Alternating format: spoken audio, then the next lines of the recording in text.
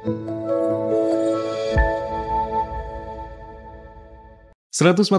Mitra FM All Day All Hits. Metaverse sekarang sudah masuk di segmen Beranda Islami ya. Seperti biasa hari Kamis kita ada segmen khusus Beranda Islami. Dan sore hari ini juga sudah hadir narasumber kita, ada Dr. Muskino Fuad MAG. Selamat sore, Assalamualaikum Pak Ustadz. Waalaikumsalam warahmatullahi wabarakatuh. Kabarnya Alhamdulillah pokoknya selalu sehat lah ya Pak ya. Alhamdulillah. Oke, dan sore hari ini kita bakal sharing-sharing sama Mitra Lovers semuanya tentang kunci surga yang terbuang. Waduh, ini kayaknya maknanya agak berat, tapi seberat apakah? Mungkin Pak Ustadz bisa langsung silakan disampaikan dulu. Apa ini sebenarnya maksudnya Pak? Baik, bismillahirrahmanirrahim. Mas Andi, Mitra Lovers sekalian. Ya memang tema ini merupakan refleksi dari, ini kan masih Rabiul Awal tuh masih kan kalau nggak salah ya. Dari bagaimana kita meneladani Nabi kita Muhammad SAW, kemudian mempelajari ajarannya, kemudian anjurannya dan seterusnya. Nah, dalam kesempatan ini saya ingin mengajak Mitra Lovers sekalian untuk mendiskusikan tentang kunci surga yang cenderung diabaikan, ya. Memang kalau kita baca beberapa hadis itu, kunci surga itu yang pertama adalah La ilaha illallah. Bahkan itu dilakukan dalam sebuah solawat atau doa dan solawat, ya. Miftahul jannah La ilaha illallah, kayak gitulah. Kayaknya Mas Andi belum pernah dengar. Jadi artinya kunci surga adalah La ilaha illallah, atau bersaksi bahwa tidak ada Tuhan selain Allah. Maka memang dari hadis ini kemudian bisa dikaitkan juga bahwa barang siapa meninggal kemudian dia bersaksi bahwa tidak ada Tuhan kecuali Allah, maka dia masuk surga. Kira-kira begitu. Yeah. Jadi masuk surga itu sebenarnya gampang. Meyakini tidak ada Tuhan selain Allah dan konsekuensinya tentu sampai mati. Nah, kira-kira begitu. Jadi kalau ada orang mati tadi, kemudian dia percaya tidak ada Tuhan kecuali Allah, maka dia masuk surga. Itu fondasi yang pertama. Rasanya kayaknya ini sudah semuanya lah, kira-kira begitu. Kalau kita sudah Muslim, otomatis sudah bersyahadat. Maka tugas kita itu adalah mempertahankan keyakinan kita, syahadat kita sampai mati. Nah, kemudian yang kedua, dari hadis yang lain, maka kunci surga itu adalah sholat. Miftahul jannah as-sholah. Ya, kira-kira begitu. Kunci surga adalah menegakkan sholat. Jadi setelah syahadat, maka ada amal yang menjadi amal utama seorang muslim, itu adalah sholat. Nah, memang sholat itu kita tidak ragukan lagi, itu merupakan amal yang pertama dan utama harus kita jaga sebagai bukti pengabdian kita. Nah, dalam konteks acara kita sore ini, saya ingin membawa kita untuk memperhatikan kunci surga yang ketiga ini. Nah, ini penasaran. Nah, ini yang tidak boleh diabaikan. Ya. Nah, mari kita baca. Hadis itu bunyinya, wa miftahul jannah hubbul masakin wal fuqara. Dan kunci surga adalah mencintai fakir miskin. Nah, ini cenderung kurang diperhatikan. Seolah-olah kunci surga itu hanya la ilaha illallah, sholat gitu ya, ibadah yang kenceng gitu ya, haji bola-bali, umroh gitu ya, begitu. Yeah. Sementara untuk ranah sosial atau akhlak kepedulian terhadap fakir miskin, yatim piatu, itu agak kurang. Nah, ini namanya kunci surga yang terbuang. Oh, kira-kira begitu maksudnya. Oh, baik. Kurang digerakkan lah, kira-kira begitu. Jadi Islam kita ini cenderung Islam yang ritual, lebih ke saleh pribadi. Saleh sosialnya itu kurang, secara kolektif. Yeah. Maka kalau kemudian kita bertanya, kira-kira yang miskin itu kebanyakan orang apa? Kalau kita jawab orang Islam, kayaknya fakta di lapangan juga lumayan banyak. Nah, makanya kalau itu kenyataannya, Kemudian kita bisa bertanya lagi, emang umat Islam nggak ada yang kaya gitu? Iya kan? Iya. Emang umat Islam miskin semua? Kebanyakan pengusaha konon ya. Nah, itu barangkali perlu diuraikan. Iya. Jawabannya adalah sebenarnya umat Islam itu sekarang sudah kaya-kaya loh. Banyak yang kaya kok. Jadi kalau masih ada kemiskinan yang besar di kalangan umat Islam itu ya ada masalah apa? Nah, barangkali jawabannya umat Islam yang kaya, yang cukup itu mengabaikan kunci surga ini. Oke. Ya kan? Padahal kan yang memenuhi sana tanah suci itu, umroh, haji itu kan umat Islam kan? Bahkan sampai antrian panjang Antriannya ya, Pak. panjang, kaya-kaya itu lagi, ya kan? Nah, itu kan menunjukkan bahwa kunci surga ini agak terabaikan. Nah, kira-kira begitu maksudnya. Oke. Jadi saya ingin mengajak, mari kita perhatikan kunci surga yang ketiga ini. Jangan cuma la ilaha illallah, jangan cuma sholat saja, tapi harus berdimensi sosial. Jadi Islam kita itu harus Islam sosial, peduli.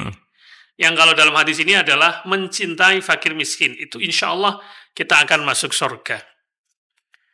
Nah, sementara ini adalah kunci surga yang memang mewakili ibadah sosial. Jadi peduli itu ibadah juga, maksudnya ibadah sosial. Tapi kalau sholat, kemudian zikir la ilaha illallah itu adalah ibadah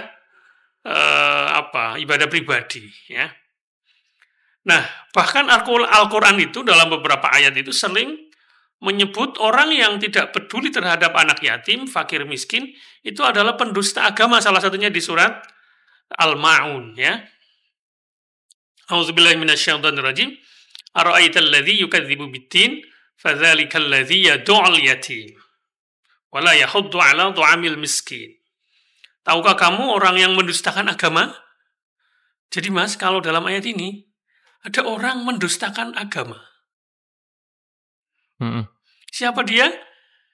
Itulah orang-orang fadzalikal ladzi yad'ul yatim, yaitu orang-orang yang menghardik anak yatim, wala yahuddu 'ala ta'amil miskin, dan tidak menganjurkan memberi makan orang miskin.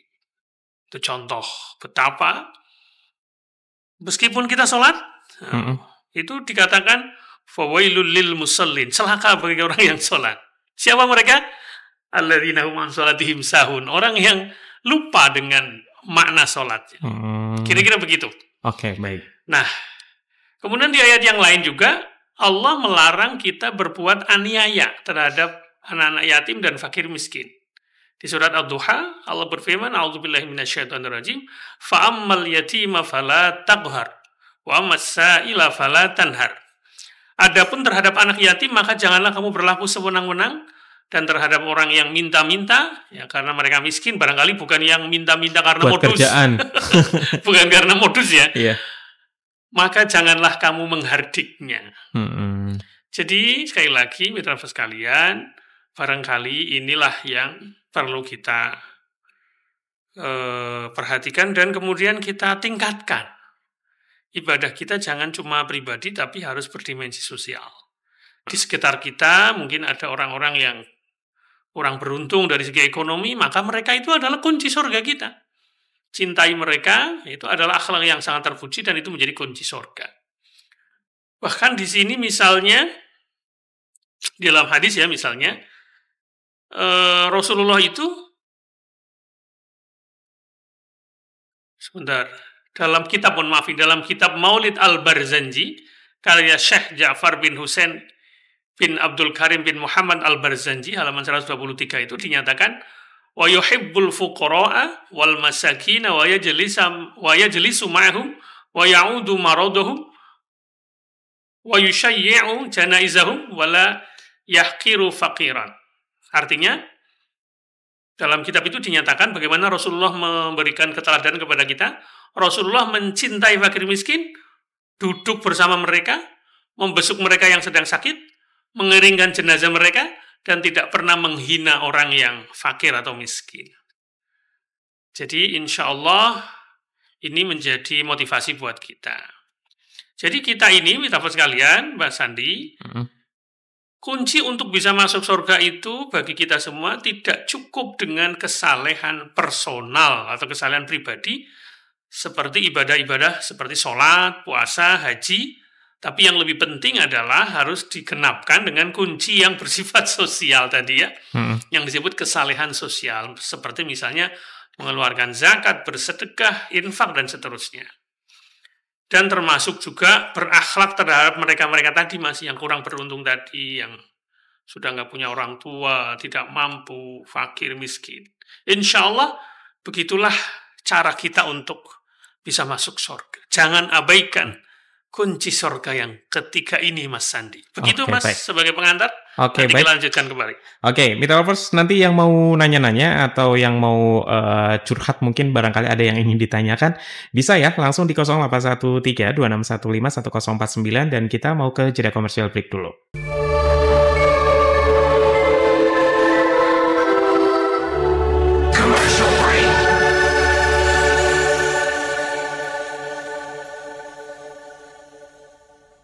Oke, Mitra Lovers, kita masih di Beranda Islami sore hari ini ya.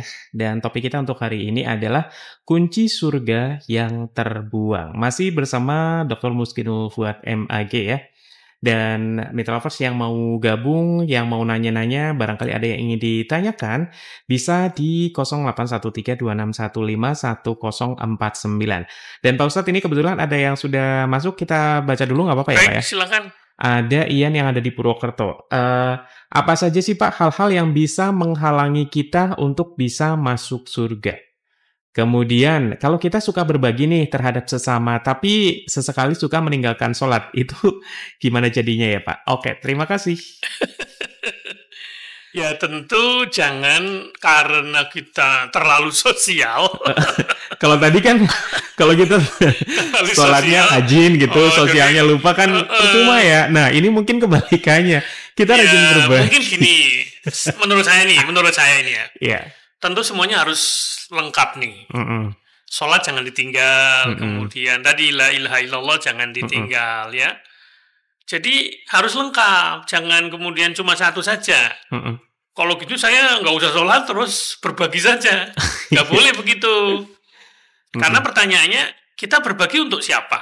Niatnya apa? Kan harus niatnya ke atas kan? Niatnya untuk Allah kan? Kita benar-benar tulus. Bukan berbagi karena sekarang nih mau kampanye, kira-kira begitu. Mau pilkada, kira-kira begitu. Jadi ibadah sholat, kemudian la ilaha illallah, itu kemudian menjadi dasar.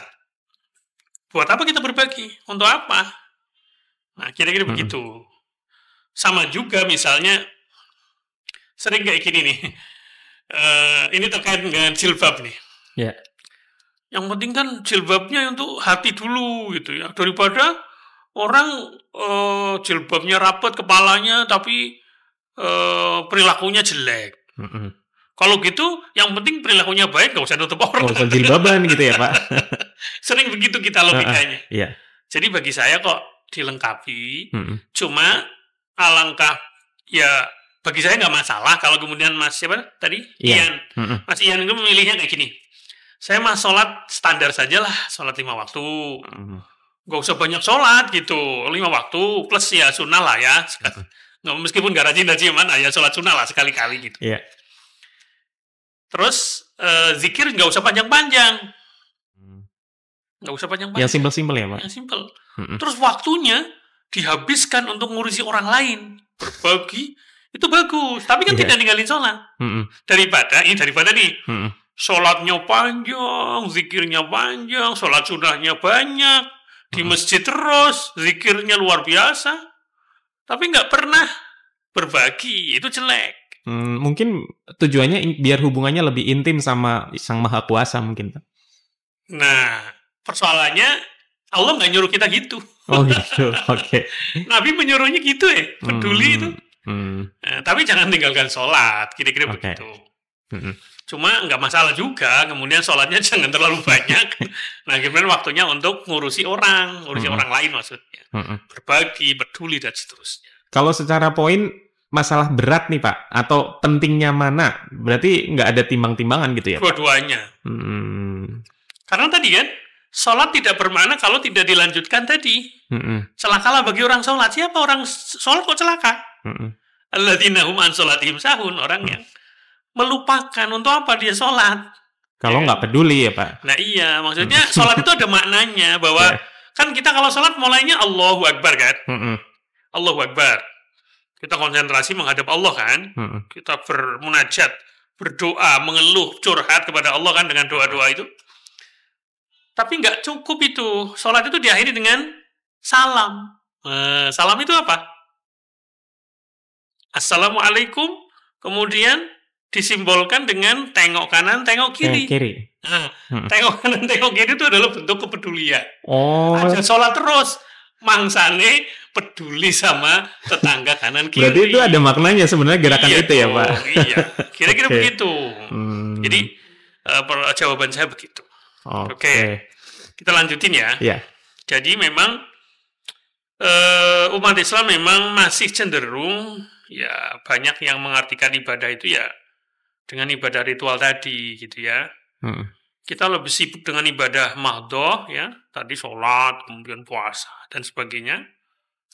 Tapi kurang kurang memperhatikan tadi bagaimana problem-problem kemiskinan yang ada di tengah-tengah kita, kebodohan, orang-orang yang nggak sekolah, penyakit, kelaparan, kesengsaraan, kesulitan hidup, PHK dan seterusnya oleh saudara-saudara kita. Nah, orang kaya Islam itu nggak boleh hanya asik dengan khusyuk, sujud di hamparan sajadahnya di ruang AC. Nggak boleh begitu tuh. Sementara di sekitarnya banyak orang-orang yang digerogoti penyakit, kekurangan gizi, ya kan nggak boleh seperti itu. Atau banyak orang ya, misalnya mohon maaf ya, harus kita akui Mas, miliaran uang dihabiskan untuk upacara-upacara keagamaan. Sementara ribuan anak, jutaan anak misalnya tidak bisa melanjutkan sekolah. Ribuan orang tua harus masih menanggung beban mencari sesuap nasi sangat sulit ya. Ribuan orang sakit menunggu ajal tiba karena tidak bisa membayar rumah sakit.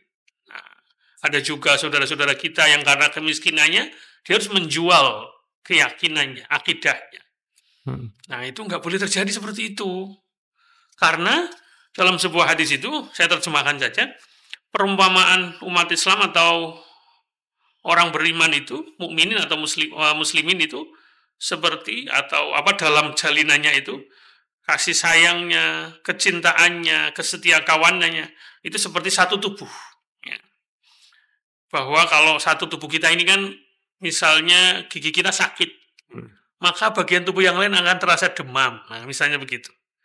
Jadi anggota tubuh ini satu anggota mengeluh, misalnya karena sakit, maka seluruh anggotanya akan menunjukkan simpatinya dengan misalnya nggak bisa tidur, ya, panas karena demam dan seterusnya. Itu contoh. Jadi kalau ada saudara-saudara kita sesama Muslim yang masih seperti itu, ya kita harus ikut sedih, ikut empati. Ya? Empati. Nah, kira-kira begitu. Jadi apa ya bahasa kita ya? Marilah kita buat Islam kita itu lebih sosial. Jangan personal. Kira-kira begitu. Jangan egois. Egois itu untuk diri sendiri. Amal yang lebih bagus itu yang berdimensi sosial, bukan hanya berdimensi pribadi saja. Itulah yang barangkali kunci surga yang memang selama ini cenderung terbuang. Ya. Oleh karena itu, pemirsa sekalian, semoga ya ini sekedar mengingatkan, saya juga mengingatkan diri saya sendiri. Jangan-jangan keislaman kita ini selama ini lebih ke horizontal. Hanya hablum minallah. Vertikal ya. Horizontalnya kurang, kebalik. Terlalu vertikal, horizontalnya kurang ya. Kurang menyapa saudara-saudara kita ya. Nah, kesetiakawanan, cinta kasih inilah yang memang dicontohkan oleh Nabi dan sahabat-sahabatnya. Nah, misalnya ini ya, ini sebuah cerita ini, saya ingin memotivasi kita semua. Jadi, dalam sebuah riwayat itu dinyatakan ya bagaimana kecintaan dan kesetiakawanan Nabi dan sahabatnya itu dari cerita ini. Jadi suatu hari, ya kata sahabat ya, seorang sahabat bercerita, suatu hari kami berkumpul bersama Nabi menjelang siang hari.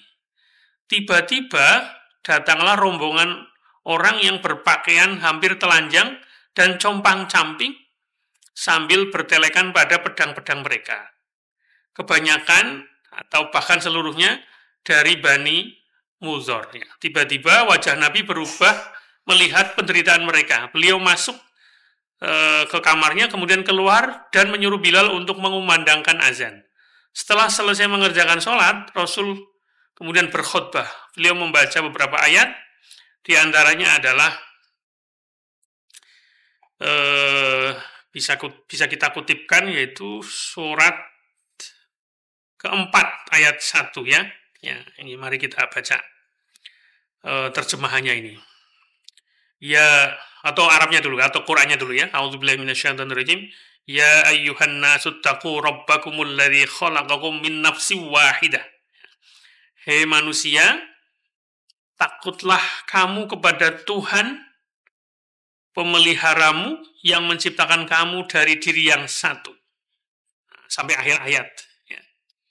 Kemudian di ayat yang lain, ya, wal tanzur nafsum ma qaddamat. Ya ayyuhalladzina amanu taqullaha wal tanzur nafsum ma qaddamat. Dan hendaklah setiap orang mempersiapkan bekalnya untuk masa depannya. Nah, jadi dari kisah ini, dari khutbah Nabi ini, beliau menganjurkan supaya setiap orang mengeluarkan sedekahnya, sandang atau pangan. Kemudian dalam cerita itu dinyatakan berbondong-bondonglah para sahabat menyumbangkan apa yang mereka punya. Bahkan ada seorang Ansor, sahabat Ansor, memikul satu kantung yang begitu berat sehingga tangannya hampir tidak dapat membawanya. Aku lihat 2 tumpuk makanan dan pakaian, dan aku melihat wajah Rasulullah bersinar-sinar karena kegembiraan. Setelah itu, Nabi bersabda, barang siapa memulai kebiasaan yang baik dalam Islam, maka baginya ganjaran. Dan ganjaran orang yang mengikuti kebiasaan baik itu sesudahnya. Jadi kalau kita menginisiasi, Mas, berbuat baik nih, kemudian banyak orang ikuti, terutama untuk urusan sosial ini, maka kita pahalanya 2, Mas. Oh, double-double malah ya, Pak? Satu, yang kita lakukan sebagai inisiator, yang kedua, tambah lagi orang-orang yang ikuti kita berapa. Kita dapat tuh dari orang yang ikuti kita itu. Ya. Sebaliknya, barang siapa memulai kebiasaan yang jelek dalam Islam, maka baginya dosa karena memulai kebiasaan jelek itu, dan orang-orang yang mengikuti atau melanjutkan kebiasaan jelek itu sesudahnya, tanpa mengurangi dosa-dosa mereka sendiri sedikit pun. Jadi, mitra sekalian, dalam kisah ini, ya, dalam peristiwa ini, kebiasaan yang baik atau kita sebut sunnah hasanah atau kebiasaan-kebiasaan yang baik itu adalah menggerakkan umat Islam untuk bersama-sama membantu meringankan penderitaan sesama muslim. Dan kebiasaan yang jelek itu adalah membiasakan bersikap acuh tak acuh kepada penderitaan orang lain. Jadi mitra sekalian, dengan demikian sunnah hasanah atau kebiasaan yang baik itu adalah kita harus memandang masalah-masalah sosial, kemiskinan ini harus ditangani bareng-bareng lewat aksi sosial.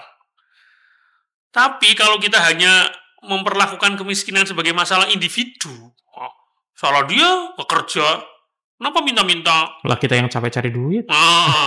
Jadi seolah-olah masalah itu biar dia yang nyelesain. Nah, kira-kira gitu. Itu namanya kebiasaan yang jelek. Nah, oleh karena itu, mitra sekalian, ya tentu bolehlah kita kemudian mungkin semacam mengkritik ya. Kenapa kok meminta-minta itu kok kayaknya, ya kalau yang jadi modus ya kita kritik lah ya. Tapi kan ada orang yang benar-benar nggak mampu. Maka saya sangat apresiasi kepada teman-teman yang masih muda-muda tapi kayaknya sekarang kayak menjadi punya gaya hidup ya, berbagi, apalagi ketika pas Ramadan misalnya gitu. Nah ini menurut saya sebuah aspek dari ajaran Islam yang barangkali memang perlu senantiasa dijaga. Jadi dalam hidup kita ini jangan mikir pribadi tok. Jangan cuma sholat tok, zikir tok, tapi untuk orang lain mana? Kepedulian untuk orang lain mana? Ini yang menurut saya menjadi kunci surga kita. Selain la ilaha illallah dan sholat. Begitu Mas Sandi, nanti kita lanjutkan kembali. Oke, ya mitra lovers yang mau gabung lagi masih banyak waktu ya. Silakan di 081326151049. Nanti kita balik lagi habis tembang yang satu ini ya. Oke, Mitolovers, kita masih di Beranda Islami sore hari ini ya, dan narasumber kita bersama Dr. Muskinul Fuad MAG. Topik kita untuk hari ini adalah kunci surga yang terbuang ya. Seperti tadi juga sudah dibahas ya, bahwa sebegitu pentingnya ternyata ya Pak, ketika Iya, kita harus melihat kanan kiri itu sebenarnya ada apa sih gitu iya. ya. Mm-mm. Ya mungkin kanan kiri tidak selalu harus secara fisik ya. Mm-mm. Tapi kan memang yang terdekat itu bukan terdekat di medsos, Iya. tapi ya memang tetangga kita betulan ya. Saya Mm-mm. pikir itu ya. Jadi mitra sekalian, Mas Hendy, memang kecenderungan orang itu memang lebih ke individu tadi ya, Mm-mm. menumpuk kekayaan ya. Tentu kita boleh berlomba-lomba bekerja, menumpuk harta itu boleh, tapi jangan sampai lupa berbagi tadi. Dan ini disindir ya, tentang orang-orang yang menumpuk kekayaan tapi lupa peduli. Ya. Wailul likulli humazatil lumazah alladzi jama'a malan wa'addadah yahsabu anna malahu akhladah. Kecelakaanlah bagi setiap pengumpat dan pencela yang mengumpulkan harta dan menghitung-hitungnya. Dia mengira bahwa hartanya itu dapat mengekalkannya. Jangan sampai begitu. Bahwa harta yang kita kumpulkan ini pada dasarnya tidak membuat hidup kita itu kekal. Ya. Oleh karena itu kita harus berbagi. Ya. Tentu jangan menunggu tajir melintir dulu baru berbagi. Jangan. Jadi harus jangan menunggu menjadi crazy rich baru berbagi. Jangan. Ya mungkin kita nggak mungkin, bukan nggak mungkin ya, mungkin kita kan mikir lah, kayaknya kalau pekerjaan saya ini ya tidak mungkin bisa nyewa jet pribadi lah, kira-kira gitu kan. Kita mampunya seberapa ya udah itu iya, gitu ya. gitu. Malah mereka kadang-kadang yang sudah berlipat-lipat tajir melintir crazy rich malah kadang-kadang pelit juga kadang-kadang ya. Nah, oleh karena itu ya kita jangan kemudian menunggu seperti mereka. Jangan menunggu hartawan untuk bisa menjadi dermawan. Kira-kira begitu. Ya, nah, jadi sekali lagi memang sindiran Quran ini intinya adalah orang-orang yang ketika diberi kekayaan itu merasa dimuliakan oleh Allah ya. Dengan sifat-sifat yang baik, dan ketika diberi kemiskinan mereka mengira Allah menghinakannya. Nah, kemudian Allah menyebutkan penyebab kemiskinan, yaitu karena adanya kecenderungan untuk tidak memuliakan anak yatim, tidak adanya usaha bersama untuk membela orang miskin, kemudian kecenderungan untuk menggunakan sumber-sumber daya, ya mungkin negara ini secara rakus. Nah itu juga Indonesia miskin itu gara-gara itu sebenarnya. Kurang apa sih Indonesia ini? Padahal kalau secara sumber daya alam kaya ya Pak. Luar biasa. Kemana? Siapa yang mengeruknya? Aturan cukup lah ya. Siapa yang menikmatinya? Masa kita utangnya banyak? Ini ada yang salah rasanya. Masa masih banyak yang kelaparan? Itu loh. Jadi penyebab Indonesia atau rakyatnya masih 25 juta loh menurut BPS. Itu ya itu. Masih jadi tanda tanya besar ya. Nah ini jangan-jangan mungkin ya kita keislamannya, keagamanya memang masih seperti itu. Jadi ini adalah sebuah sistem yang timpang yang harus dibenahi. Jangan kemudian menyerahkan kemiskinan itu ke mereka secara individual masing-masing. Enggak, ini masalah ketimpangan ya. Jadi kesulitan hidup ketika kebutuhan pokok atau basic need itu tidak terpenuhi. Kemudian orang yang kelaparan, tapi di sampingnya ada segelintir orang hidup mewah. Maka yang lapar itu boleh menuntut itu. Boleh menuntut. Dan itu memang ya intinya apa ya? Ya bahasa kita ketika timpang itu akan terjadi sebuah ledakan sosial. Jangan sampai itu terjadi. Nah, inilah menurut saya jangan-jangan ya memang kita selama ini mengabaikan ini. Jadi kita harus mencoba dari diri kita masing-masing. Ya intinya peduli. Tentu peduli itu ya diprioritaskan kepada mereka-mereka yang memang membutuhkan. Nah, saya tambahkan. Jadi kalau terjadi kemiskinan itu sampai meluas di masyarakat kita ini, siapa yang paling bersalah? Nah, kemudian kalau kita pakai jawaban Nabi itu, sesungguhnya Allah mewajibkan atas orang-orang kaya yang muslim itu untuk mengeluarkan harta mereka seukuran yang dapat memberikan keleluasaan hidup bagi orang yang miskin dan tidak mengalami kesengsaraan orang-orang miskin. Bila mereka lapar atau telanjang, ya, kecuali karena perbuatan orang-orang kaya juga. Jadi kalau mereka telanjang, lapar, ya, kebutuhan hidupnya tidak terpenuhi ya karena orang kayanya. Nah, kira-kira begitu. Ketahuilah bahwa sesungguhnya Allah akan meminta pertanggungjawaban orang-orang kaya itu dengan pengadilan yang berat dan akan menyiksa mereka dengan siksaan yang pedih. Nah, ini adalah sebuah hadis ya yang kemudian menjadi tafsir ya pada ayat Al-Quran ya bahwa pada harta orang-orang yang intinya orang-orang yang kaya itu ada hak ya bagi istilahnya orang-orang yang melarat, orang-orang yang tidak mampu. Ada hak yang harus diambil, kira-kira gitu. Nah, supaya terjadi keseimbangan, jangan sampai orang-orang di sekitar kita ini yang miskin tadi itu tidak bisa misalnya punya pakaian yang standar, pangan, papan, dan kebutuhan pokok lainnya. Tidak layak sebagai manusia.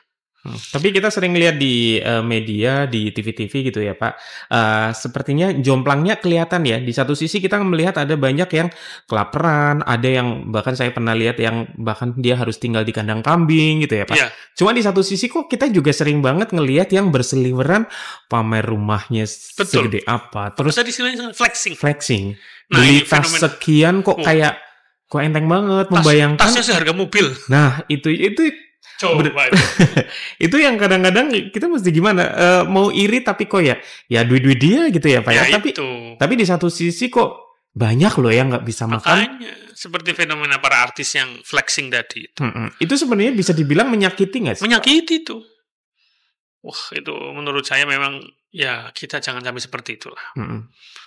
Ya kita boleh menikmati harta kita tapi jangan dipertontonkan, apalagi kemudian kita membeli barang-barang yang sebenarnya nggak terlalu urgent, hanya untuk pamer. Mungkin kalau yang lihat orang-orang yang sesama mampu mungkin hal yang biasa ya Pak. Iya. Tapi ketika yang dilalahnya yang ngelihat kok ya yang buat makan besok ada aja itu udah alhamdulillah. Iya. Kok rasanya agak nyes gitu ya Pak. Iya. Itulah kemudian memang sekali lagi ini barangkali sebuah pembiaran. Kita ini selama ini terlalu beragamanya terlalu tadi kepada mahdo tadi atau terlalu ke pribadi. Bukan ke sosial. Nah, barangkali yang flexing itu muslim juga kan? Yeah. Bisa umroh berkali-kali, apalagi naik jet pribadi, kayak gitu ya. Bisa jalan-jalan, ya. Itu kan kadang-kadang kalau di-share itu kan agak gimana gitu ya. Yang bikin iri. Iya, seandainya gitu ya. Irinya 1-2 nggak orang masalah, tapi kalau iri berjamaah coba. Apalagi kebanyakan kan mereka memang public figure yang orang-orang public figure, anak pejabat, anak presiden, anak disorot, menteri, anak macam-macam kan. Nah, oleh karena itu menurut saya ya ini barangkali kunci surga yang harus kita perhatikan. Ya tentu kita sebatas menikmati hidup ya tentu jangan bermewah-mewah. Jadi bermewah-mewah itu termasuk temannya setan. Hedon termasuk ya Pak. Hedon tadi. Jangankan itu harta yang tidak halal. Apalagi kalau harta yang tidak halal itu berarti dia korupsi tapi untuk mewah-mewahan. Gratifikasi. Iya. Yang halal yang punya sendiri aja nggak boleh. Apalagi yang tidak halal. Begitu Mas Sandi, nanti kita lanjutkan. Oke, ini Lovers yang mau gabung, kita masih ada waktu beberapa menit ke depan, tapi kita ke jeda komersial break dulu ya.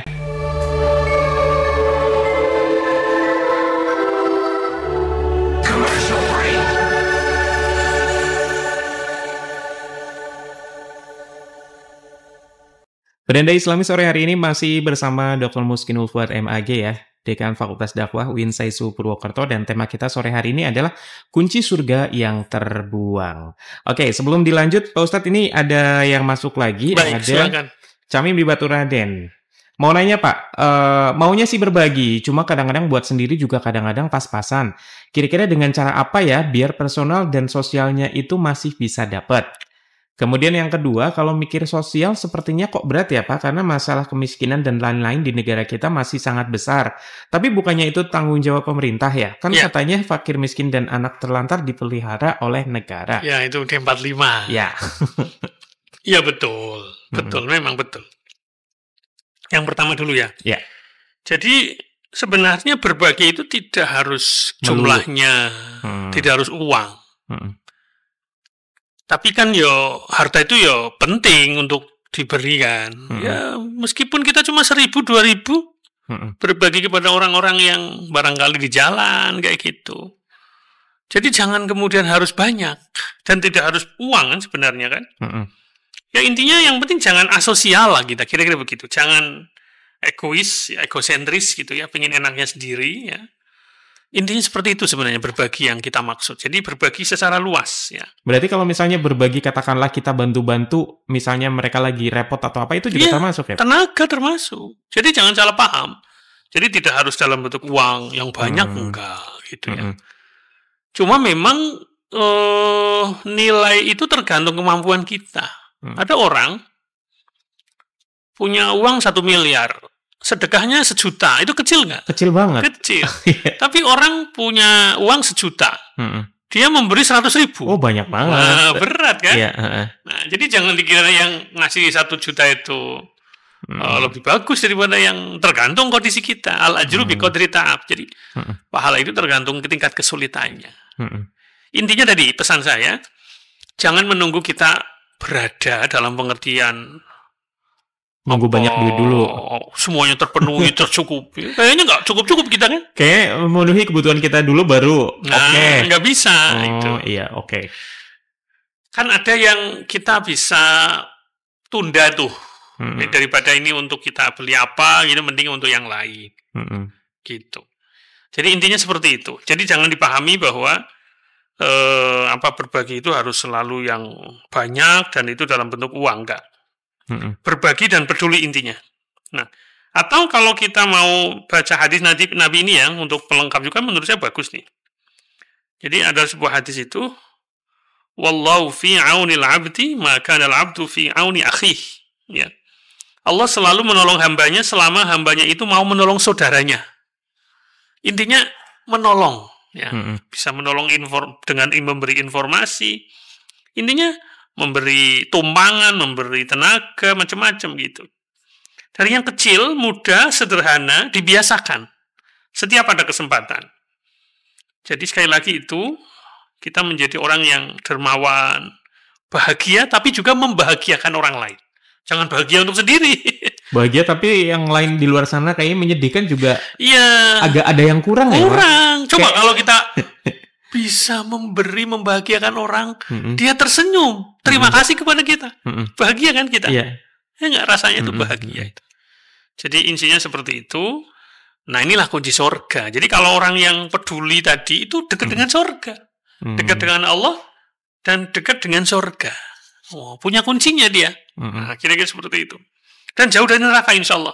Sebaliknya orang yang pelit, kumet, mentitil, itu jauh dari manusia, jauh dari Allah, jauh dari surga, dan dekat dengan neraka. Kita kan harus punya kunci surganya kalau mau dekat dengan surga itu. Jadi insya Allah dengan membiasakan berbagi peduli, termasuk berbagi kasih sayang, perhatian, ya, care sama orang, kira-kira seperti itu. Nah itu menurut saya, ya tentu saja orang di sini maknanya dari yang terdekat dulu, misalnya dari orang tua ke anak, saudara, tetangga, suami ke istri, istri suami, ya, kemudian tetangga, saudara yang agak jauh ke samping, kira-kira begitu. Itu saya pikir akan menciptakan sebuah harmoni yang luar biasa. Intinya rekasa bareng, senang bareng, kira-kira kayak gitu. Oke, berarti ini kalau misalnya kita bicara surga kan kesannya kan kayak berat banget nih, kita mesti begini dan begitu. Padahal ini sebenarnya kalau kita mau ada banyak cara ya, Pak? Iya, sederhana sebenarnya. Jadi jangan membayangkan yang berat-berat lah. Beragama ini dibikin enjoy saja, yang meringankan gitu ya. Insya Allah kita kan pingin masuk surga bareng-bareng kan ya. Kan masuk surga sendiri kan sepi kan. Iya kan. Iya kan? Sama lah jadi bayangin di surga misalnya duluan, loh kok sepi, yang lain kemana gitu ya. Kan enak gak enak juga masuk surga Iya. sendiri ya. Kan harus ada temannya lah. Kira-kira Oke. begitu. Habis ya waktunya. Oke, mungkin terakhir closing statement Pak. Oke, jadi Kesimpulan. sekali lagi apa yang sudah kita diskusikan itu dalam rangka memang ya menanamkan jiwa tadi, jiwa peduli, jiwa care, jiwa apa ya, intinya berbagai hal ya. Jangan hanya cuma uang saja pikirannya, tapi bisa tenaga, waktu, ilmu, perhatian, kasih sayang, bahkan senyuman, Mas. Senyuman coba. Kata Nabi itu, tabassumuka fi wajhi akhika shadaqah. Senyummu pada saudaramu adalah sedekah. Kullu ma'rufin sedekah. Setiap kebaikan itu sedekah. Nah, oleh karena itu, mitra sekalian, dengan kita menguasai kunci-kunci surga ini, misalnya ya, di surat berapa ini? Al-Baqarah ayat 177. Jadi tanda-tanda ketakwaan itu adalah wa atal mala ala hubbihi dzawil qurba wal yatama wal masakin wa ibnas sabili wasailin wa fir riqab wa qamas shalah dan seterusnya. Al-ayah. Mari kita perhatikan sebagai penutup. Jadi tanda ketakwaan diantaranya adalah memberi harta yang dicintai kepada kerabatnya, anak-anak yatim, orang miskin, musafir, orang yang memerlukan pertolongan, dan orang-orang yang meminta-minta, dan memerdekakan hamba sahaya, orang yang terbelenggu kalau sekarang ya, orang yang tidak bebas, mendirikan sholat dan menunaikan zakat, dan orang-orang yang menepati janjinya apabila ia berjanji, dan orang-orang yang sabar dalam kesempitan, penderitaan, dan dalam peperangan. Mereka itulah orang-orang yang benar imannya, dan mereka itulah orang-orang yang bertakwa. Jadi, kecintaan kita terhadap diri kita, harta kita, itu tidak dibenarkan kalau meninggalkan peran sosial kita untuk berbagi peduli. Itulah kunci sorga yang selama ini kadang-kadang kita tinggalkan. Demikian, Baik. mitra sekalian, Mas Andi, semoga bermanfaat. Wassalamualaikum warahmatullahi wabarakatuh. Oke, Mitra Lovers, Budanda Islaminya sampai di sini dulu ya. Nanti kita sambung lagi di kesempatan yang akan datang dengan topik yang berbeda. Oke, jangan kemana-mana, nanti abis ini kita balik lagi ke Mitra Mix Vagansa dan stay tune aja terus di 104.9 Mitra FM All Day All Hits.